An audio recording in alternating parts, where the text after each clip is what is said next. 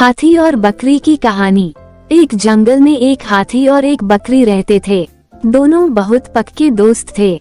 दोनों साथ में मिलकर हर दिन खाने की तलाश करते और साथ में ही खाते थे। एक दिन दोनों खाने की तलाश में अपने जंगल से बहुत दूर निकल गए। वहाँ उन्हें एक तालाब दिखाई दिया। उसी तालाब के किनारे एक बेर का पेड़ था। बेर का पेड़ देखकर हाथी और बकरी बहुत खुश हुए। वो दोनों बेर के पेड़ के पास गए। फिर हाथी ने अपनी सूंड से बेर के पेड़ को जोर से हिलाया और जमीन पर ढेर सारे पके हुए बेर गिरने लगे।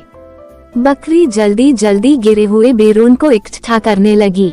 संयोगवश उसी बेर के पेड़ पर एक चिड़िया का घोंसला भी था, जिसमें चिड़िया का एक बच्चा सो रहा था और चिड़िया दाने की खोज में कहीं गई हुई थी। बेर का पेड़ जोर से हिलाने के कारण चिड़िया का बच्चा घोंसले से बाहर तालाब में गिर पड़ा और डूबने लगा। चिड़िया के बच्चे को डूबता हुआ देखकर उसे बचाने के लिए बकरी तालाब में कूद गई, लेकिन बकरी को तैरना नहीं आता था। इस वजह से वह भी तालाब में डूबने लगी। बकरी को डूबता हुआ देखकर हाथी भी तालाब में कूद गया और उसने चिड़िया के बच्चे और बकरी दोनों को डूबने से बचा लिया। इतने में चिड़िया भी वहां पर आ गई थी और वो अपने बच्चे को सही सलामत देखकर बहुत खुश हुई। उसने हाथी और बकरी को इसी तालाब और बेर के पेड़ के पास रहने के लिए कहा। तब से हाथी और बकरी भी चिड़िया के साथ उस बेर के पेड़ के नीचे रहने लगे।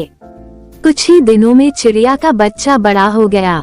चिड़िया अपने बच्चे के साथ जंगल में घूम कर आती थी और हाथी और बकरी को जंगल में किस पेड़ पर फल लगे हैं इसकी जानकारी देती थी।